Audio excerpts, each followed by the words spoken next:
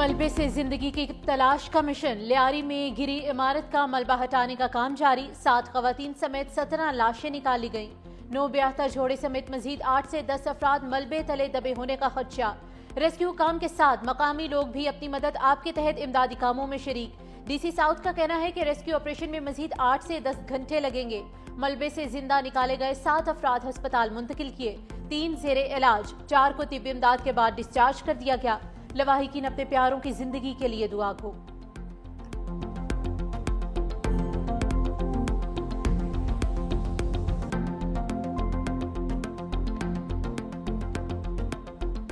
हमारी बहन है, बहन जेठानी की बहन है, उसके 2 बहू हैं, 2 बेटे, एक खुद है, एक पोती है। मियाँ खाली बाहर निकल गया था सुबह में ही। हमारा पूरा परिवार है, 5 निकल आए और 5 डेड बॉडी मिली है, 5 अंदर पड़े हुए निकल नहीं रहे अभी। कल से लेके आज तक 5 लाशें निकल चुकी है। एक बकाया बच्चा मेरा है, उसका 10 महीने पहले शादी की है, वो अंदर दबा हुआ। ये इंतहाई अफसोसनाक सानिया है।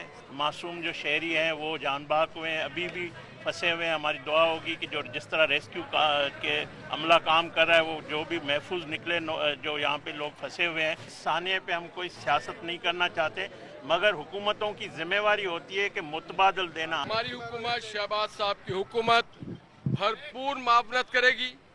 एनडीए में, पीडीए में सबको हम बरूए काल लेंगे।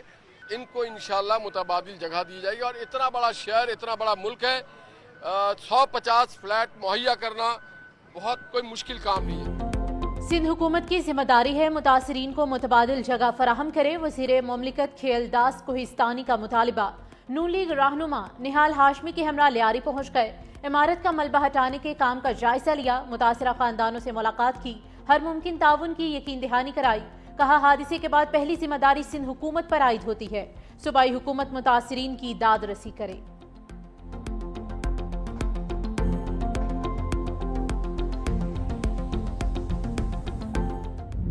आगे भी होंगे।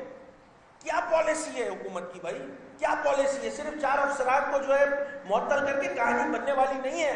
सिंध हुकूमत डायरेक्टली रिस्पॉन्सिबल है। आप इस तरह सो कॉल्ड इंक्वायरी करके 4 अफसरों को नीचे वाले उनको सस्पेंड करके, आप यकीन जानिए, मेरी ये बात रिकॉर्ड पे रख ले कि जिन अफसरों को यहाँ अभी सस्पेंड किया है, 4 से 6 महीने में वो रिश्वत देके किसी और डिस्ट्रिक्ट में लगे होंगे। मैं गारंटी से बात कह रहा हूँ। ये निजाम बना दिया, यहाँ पे बर्बाद कर चुके हैं पूरा निजाम। और कहते हैं जी हुकूमत बड़ी अच्छी चल रही है। यहाँ हुकूमत नहीं चल रही है जनाब, यहाँ सिस्टम की हुकूमत है, यहाँ माफियाज की हुकूमत है। MQM पाकिस्तान ने लियारी वाक़े का जिम्मेदार सिंध बिल्डिंग कंट्रोल अथॉरिटी को करार दे दिया। सिंध असम्बली में अपोजिशन लीडर अली खुर्शीदी का कहना है कि गैर कानूनी तामीरात सिंध बिल्डिंग कंट्रोल अथॉरिटी की मिली भगत से होती है। SBCA वाले नोटिस देने के अलावा कुछ नहीं करते। शहर को माफिया चला रहा है। 4 लोगों को मुअत्तल करने से कुछ नहीं होगा।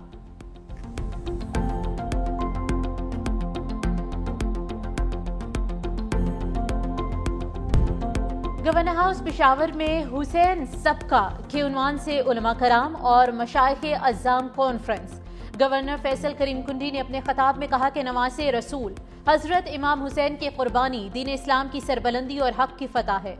करबला का फलसफा हमें सिखाता है कि जुल्म और बातिल के सामने सर नहीं झुकाया जा सकता। उलमा कराम ने भाईचारे और इत्तेफाक के लिए कॉन्फ्रेंस के इनेकाद पर गवर्नर KP को खराज तहसीन पेश किया।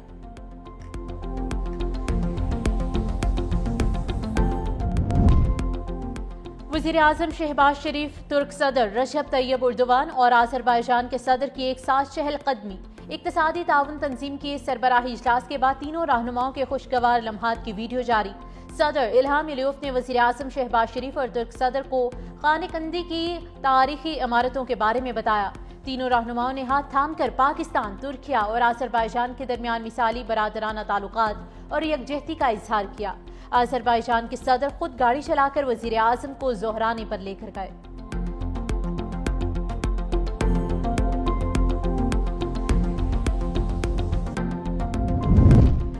غزہ میں جنگ بندی کے امکانات روشن، حماس نے ٹرمپ کی پیشکش کا مثبت جواب دے دیا۔ امریکی صدر آئندہ ہفتے غزہ امن معاہدے کے لیے پر امید۔ حماس کے مذاکرات کے بیان کا خیر مقدم کرتے ہوئے صدر ٹرمپ نے کہا کہ غزہ سے متعلق بہت کچھ کرنا ہے، وہاں بہت سی امداد بھیج رہے ہیں۔ ایران کا جوہری پروگرام مکمل ختم کر دیا، لیکن ایران سے دوبارہ شروع ہو سکتا ہے۔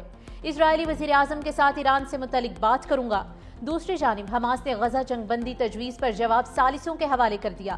فلسطینی عہدیدار کا کہنا ہے کہ حماس کا رد عمل مثبت ہے، جنگ بندی اور قیدیوں کے تبادلے کے نئے معاہدے پر پہنچنے میں آسانی ہوگی۔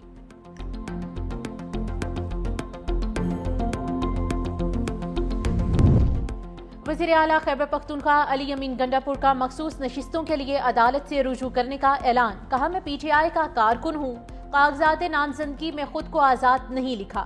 ہماری حکومت مضبوط ہے، گورنر ہمارا کچھ نہیں بگاڑ سکتا۔ جسے تحریک عدم اعتماد لانے کا شوق ہے پورا کر لے۔ بجٹ پاس نہ کرتے تو حکومت نہیں تھی۔ سینٹ کے 21 جولائی کے انتخابات کے حوالے سے ساتھیوں سے مشاورت کی جائے گی۔ پی ٹی آئی میں اندرونی اختلافات نمایاں ہونے لگے۔ کور کمیٹی کی رکن مشال یوسف زئی نے علی مخان کے بیٹے پر طنزیہ سوالات اٹھا دیے۔ مشال یوسف زئی نے شیر شاہ کی 9 اور 10 مئی کی ویڈیوز شیئر کرتے ہوئے سوال اٹھایا کہ اتنا بڑا ریلیف کیسے مل گیا۔ پارٹی کے اہم رہنما روپوش ہے، کارکن جیلوں میں ہیں اور حسان نیازی کو اسی ویڈیو پر 10 سال قید کی سزا ہو چکی ہے، لیکن کچھ افراد کو چھوٹ کیوں دی گئی؟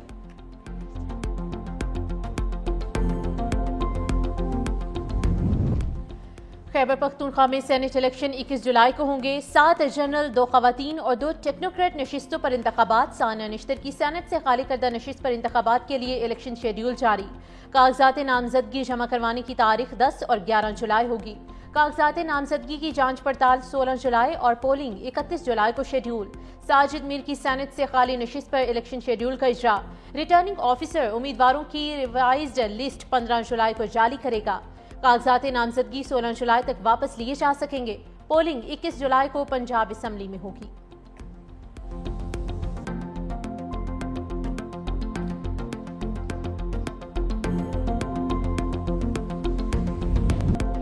پانچ جولائی 1977 جب جمہوری حکومت کا تختہ الٹا گیا، ذوالفقار علی بھٹو کی منتخب حکومت کو گھر بھیجا گیا۔ ضیاء الحق نے ملک میں مارشل لا کا اعلان کیا۔ ذوالفقار علی بھٹو کو قتل کے الزام میں گرفتار کر لیا گیا۔ قوم کو 11 برس طویل آمریت کا سامنا کرنا پڑا۔ سینئر وزیر سندھ شرجیل انعام میمن کہتے ہیں 5 جولائی پاکستان کی تاریخ کا سیاہ ترین دن ہے۔ ایک غیر آئینی اقدام کے ذریعے ملک کی پہلی منتخب عوامی حکومت کو برطرف کیا گیا۔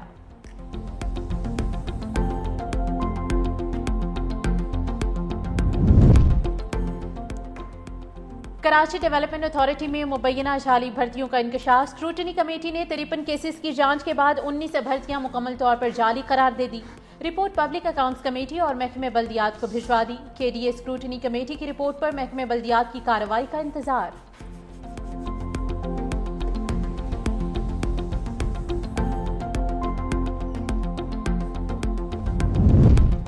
سندھ حکومت نے مزدور کی کم از کم اجرت بڑھا کر 40,000 روپے کر دی۔ نیم ہنرمند کی کم از کم ماہانہ اجرت 41,280 روپے مقرر۔ ہنرمند مزدور کی کم از کم اجرت 48,910 روپے ہوگی۔ اعلیٰ ہنرمند مزدور کو ماہانہ کم از کم 50,868 روپے ملیں گے۔ خواتین کو مردوں کے برابر اجرت دی جائے گی۔ کم از کم اجرت کا اطلاق 1 جولائی سے کر دیا گیا۔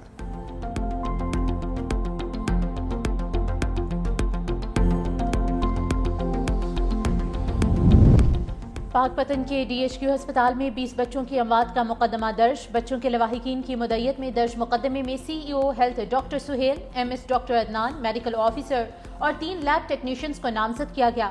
وزیر اعلیٰ مریم نواز نے دورہ پاک پتن کے دوران سی ای او ہیلتھ اور M S D H Q کو گرفتار کرا دیا تھا۔